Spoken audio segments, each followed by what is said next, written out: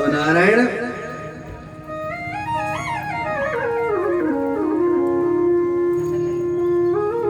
एक सामान्य प्राणी, सामान्य प्रेमी, सामान्य प्रेमिका से जब प्रेम करता है,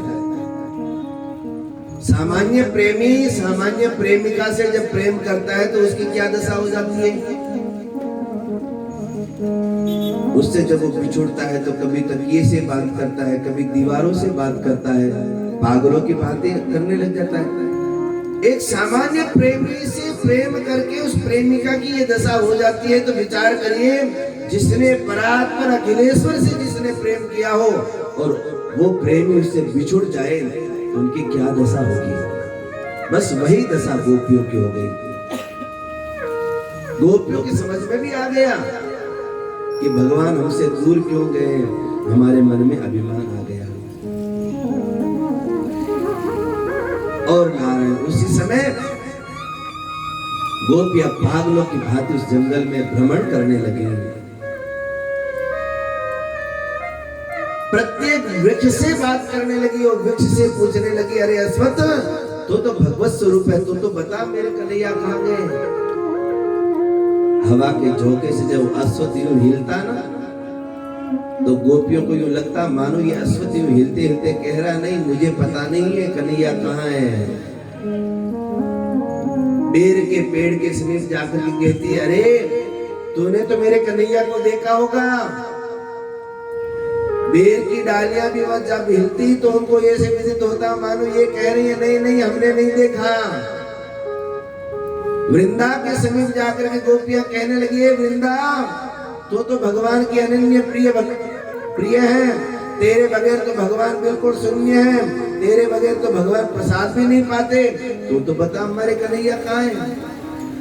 वृंदा भी जब हिलती तो गोपियों को ऐसे विदित होता मानो ये वृंदा कह रही है, नहीं आज तो मुझे भी पता नहीं हमारे कन्हैया कहाँ है। सब गोपियां रो रही है, रुदन कर रही है, रुदन करते करते भ्रमण कर रही है। उतने में एक गोपी ने कहा, अरे सखी देखिए, सखी देखो देखो देखो, यहाँ 4 पांव दिखाई दे रहे हैं। 2 तो पांव हमारे कन्हैया के और 2 राधा रानी के। आगे जाते जाते महाराज वही पांव, एक पांव सीधे पड़ रहे हैं और 2 पांव जो है ना वो टेढ़े पड़ रहे हैं। तो गोपियों ने कहा, यहाँ लगता है राधा रानी है ना, राधा रानी बड़ी सुकोमल है, कन्हैया के संग में चलते चलते शायद राधा रानी थक गई होंगी, इसीलिए उसने कन्हैया के कंधे का सहारा लेकर के चल रही है। जब किसी के कंधे का सहारा लेकर के चलते तो थोड़ा शरीर टेढ़ा हो जाता है, शायद इसीलिए उनका शरीर टेढ़ा हो गया है, तो पांव भी टेढ़े पड़ रहे हैं उनके। ये बातें करते करते महाराज जैसे वहां पहुंचे नारायण, और पहुंच करके क्या देखते हैं कि आगे रास्ते में राधा रानी रुदन कर रही हैं। सब गोपियों ने जाकर के राधा रानी को प्रणाम किया और प्रणाम करके कहा, हे राधा रानी आपकी भी ये हालत? राधा रानी ने कहा, सखियों तुम्हारे द्वारा जो गलती हुई ना वही गलती मेरे से भी हो गई। तुम लोगों ने अभिमान किया और मेरे भीतर मान आ गया,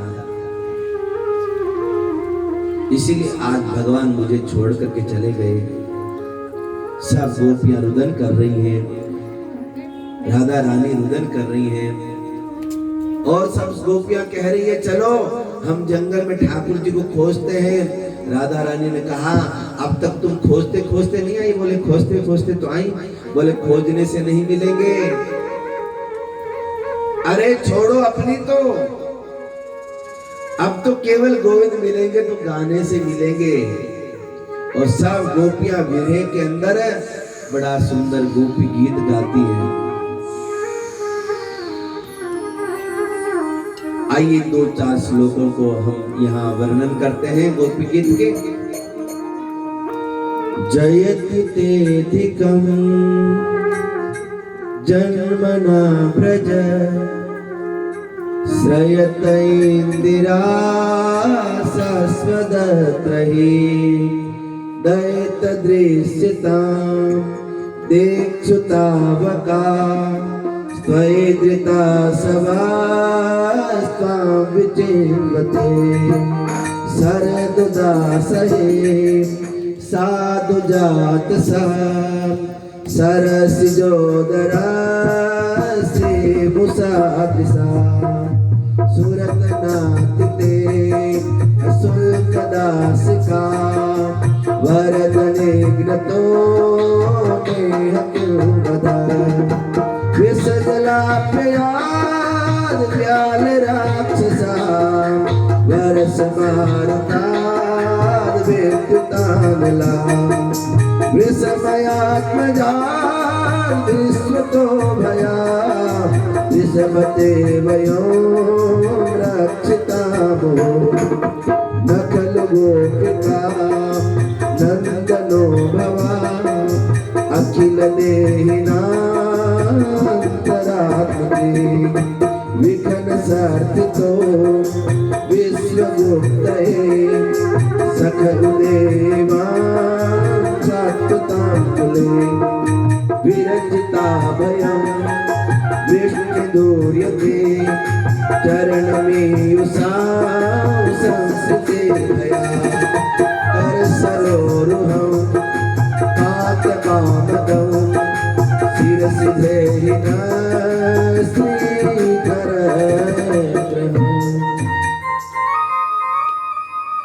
ऐसे करके ये 19 श्लोक हैं गोपी गीत के। आपके सामने 5 श्लोकों का भाव रखते हैं। सब गोपियां कह रही हैं, हे गोविंद, आपके जन्म की वजह से ही ये पूरा ब्रजमंडल सुरक्षित है। आपके जन्म की वजह से ही ब्रजमंडल स्वर्ग से भी ज्यादा प्रिय बन गया है गोपाल। श्रयत इंदिरा, इंदिरा यानी लक्ष्मी, स्वयं लक्ष्मी जी महाराज आपके आने से इस ब्रज में वास करने लगी। और नारायण गोपियां कहती इस तरह से हमें विरह रूपी अग्नि में जला करके भस्म करना था हे गोविंद। तो फिर आपने हमें दावाग्नि से बचाया क्यों नहीं? आपने हमें दावाग्नि से बचाया क्यों? उसी समय महाराज हमें मरने देते। पर हे गोविंद, आपके बिना हम जीवित नहीं रहना चाहते एक क्षण भी। हमें अच्छा नहीं लगता जीवित रहना, मर जाना चाहती है, लेकिन क्या करें, मरी भी तो नहीं पाती। क्योंकि जो आपकी जो कथा है ना, तव कथामृतम तप्त जीवनम, तव कथामृतम, ये आपकी जो कथा है ना, ये कथा अमृत का काम करती है। और अमृत का क्या काम होता है? मरे हुए को जिंदा करना। तब कथामृतम तप्त जीवनम। उसी समय कहते हैं नारायण, राधा रानी ने कहा केवल हम अपनी अपनी सुना रहे हैं। गोपियां कह रही है प्रभु हम तो आपकी दासी हैं, और दासी कैसी आपकी? बोले अशुल्क दासी का, बिना शुल्क की दासी है। गोपियों ने कहा हम आपकी जो है बिना शुल्क की दासी हैं।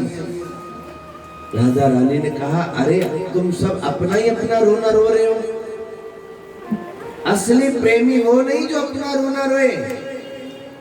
असली प्रेमी वही है जो प्रेमी के बारे में सोचे। विचार करिए, भगवान के चरण कितने सुकोमल है, भगवान के चरण कितने सुकोमल हैं। और ये इस जंगल में विचरण कर रहे हैं भगवान, और न जाने इस जंगल में कितने कंकर है, कितने पत्थर हैं। अब भगवान के चरणों की क्या दशा हुई होगी।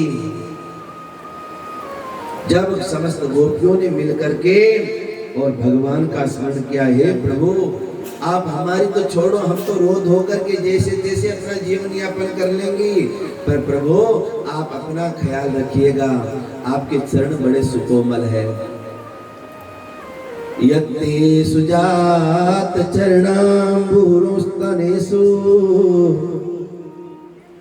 भीतासनै प्रियदधे महिकर्कशेषु तेनाटवे मटसि तद्व्यततेन किस्वेद कुर्पादिभिर्भ्रमतिभिर्भवदायुषानः। जैसे ही सब गोपियों ने ठाकुर जी के बारे में चिंतन किया, उसी समय महाराज हमारे कन्हैया समस्त गोपियों के बीच में प्रकट हो गए। अब जैसे ही ठाकुर जी प्रकट हुए, सब गोपियों ने आकर के कन्हैया को पकड़ लिया। किसी ने महाराज बाह पकड़ ली, किसी ने पांव पकड़ लिया, किसी ने कमर पकड़ ली, किसी ने पीताम्बर पकड़ लिया, किसी ने बगलबंदी पकड़ ली, और सब ठाकुर जी को पकड़ करके और ठाकुर जी की तरफ यूं महाराज टकटकी लगा करके देखने लगे, आंखें निकाल निकाल करके, मानो अब गोपियां अपनी आंखों में ही ठाकुर जी को धर लेंगी।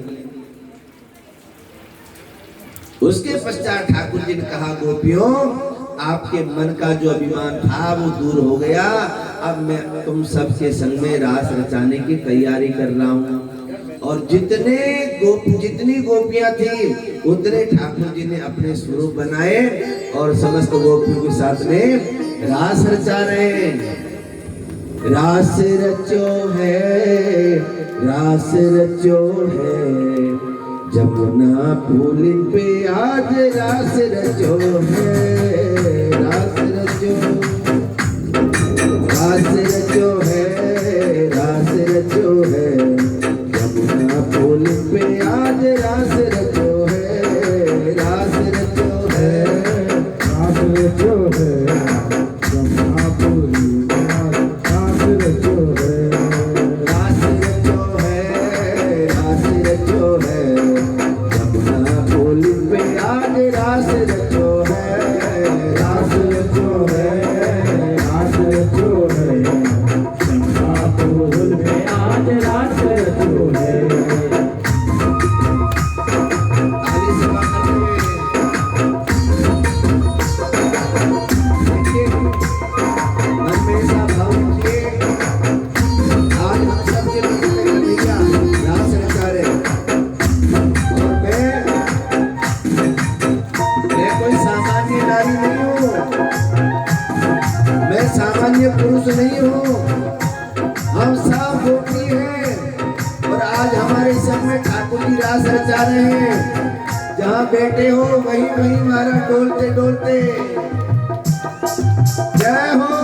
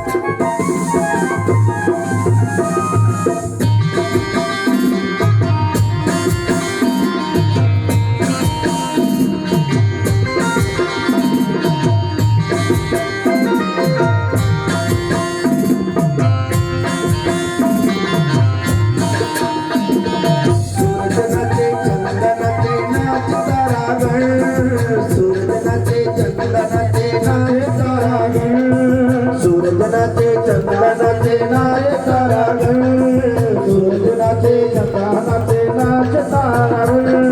मन मेरो बन गयो सखी पावन वृंदावन, राधे मन मेरो बन गयो सखी पावन वृंदावन।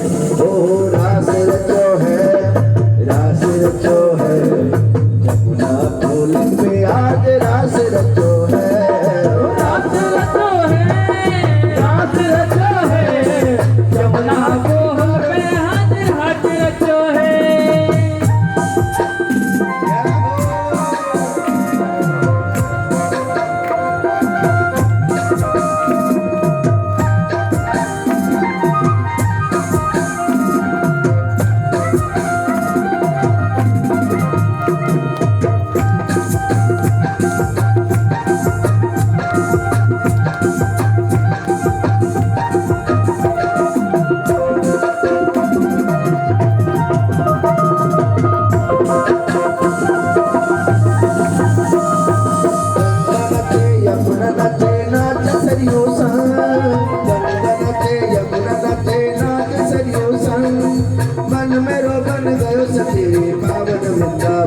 राधे मन मेरो बन गयो सखी पावन वृंदावन, ओ मन मेरो बन गयो सखी पावन वृंदावन, राधे मन मेरो बन गयो सखी पावन वृंदावन।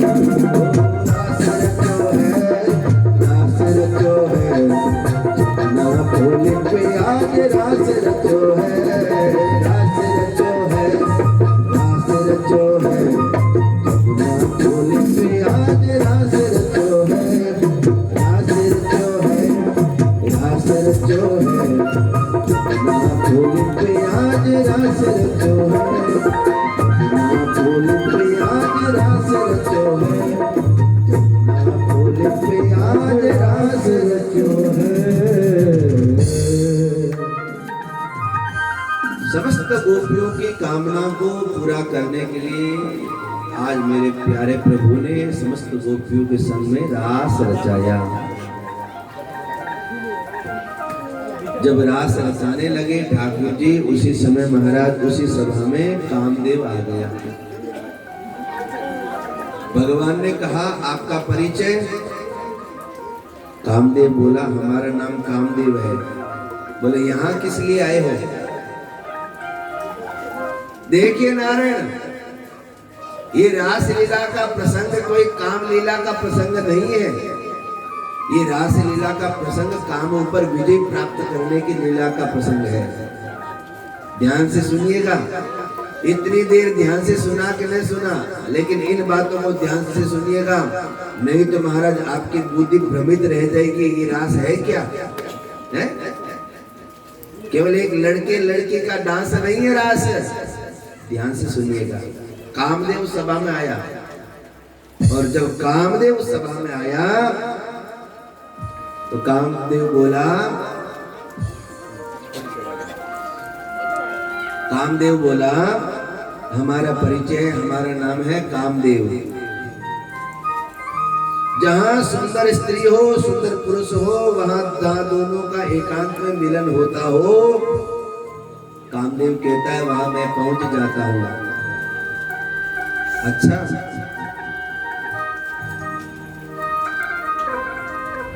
भगवान ने कहा तो फिर आप तो भगवान शंकर के समीप पहुंचे थे, वही कामदेव हो ना?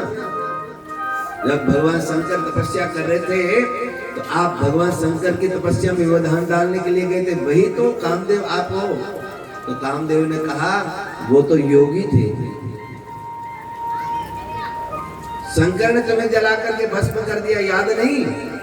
कामदेव ने कहा प्रभु शिव के रूप में तो आप तपस्या कर रहे थे, तपस्या करने वालों पे मैं अपने बाण छोड़ नहीं सकता, लेकिन राम अवतार में तो आप आए थे। कन्हैया ने कहा राम अवतार में तो आप आए थे। तो कामदेव ने कहा महाराज उस समय आप एक पत्नी व्रत धारण किए हुए थे, और आपका जो हो अवतार था ना, वो मर्यादा पुरुषोत्तम के रूप में अवतार था।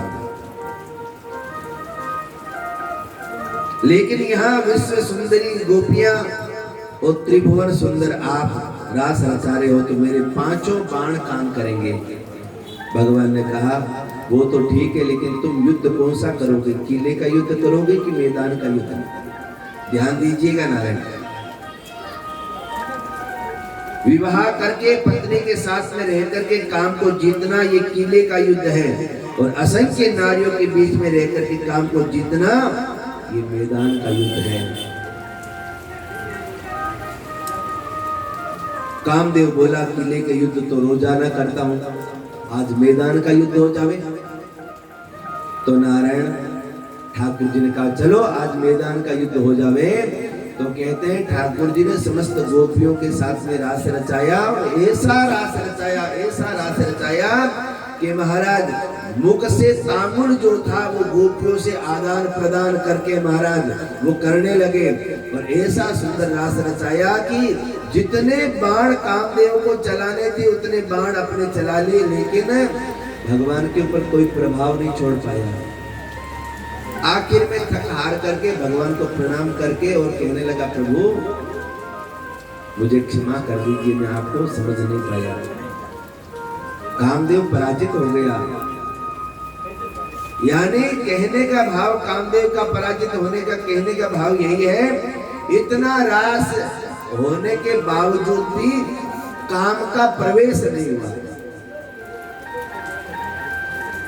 अब यहाँ प्रश्न उठ जाता है कि 1000 गोपियों के साथ में जब भगवान रास रचा सकते हैं तो 2-4 गोपियों को लेकर के आप हम क्यों नहीं रास रचा सकते? तो यहाँ इसका उत्तर दे रहे हैं और कह रहे हैं कि देखिए वो ईश्वर है और हम उनके अंश हैं। जैसे आप लोग हरिद्वार गए स्नान करने के लिए, ध्यान दीजिएगा, अब हरिद्वार आप स्नान करने के लिए गए और संग में आप अपने लड्डू गोपाल जी को भी लेके गए। आपके लड्डू गोपाल जी आपके कमरे में विराजमान है, आप गंगा जी में स्नान कर रहे हैं, और गंगा जी में स्नान करते करते आपके मन में भाव जगा चलो एक कटोरी में गंगा जल लेके चला जाऊं और मेरे लड्डू गोपाल जी को वहां गंगा जल से अभिषेक करवा दूं, है ऐसा मन में भाव जगा। आपने क्या किया, एक कटोरी में गंगा जल लेके आए, एक कटोरी में गंगा जल ला करके और सोचा कि अब थोड़ा कमरा खोल लो। 2 मिनट बता दो, कमरा खोल लो।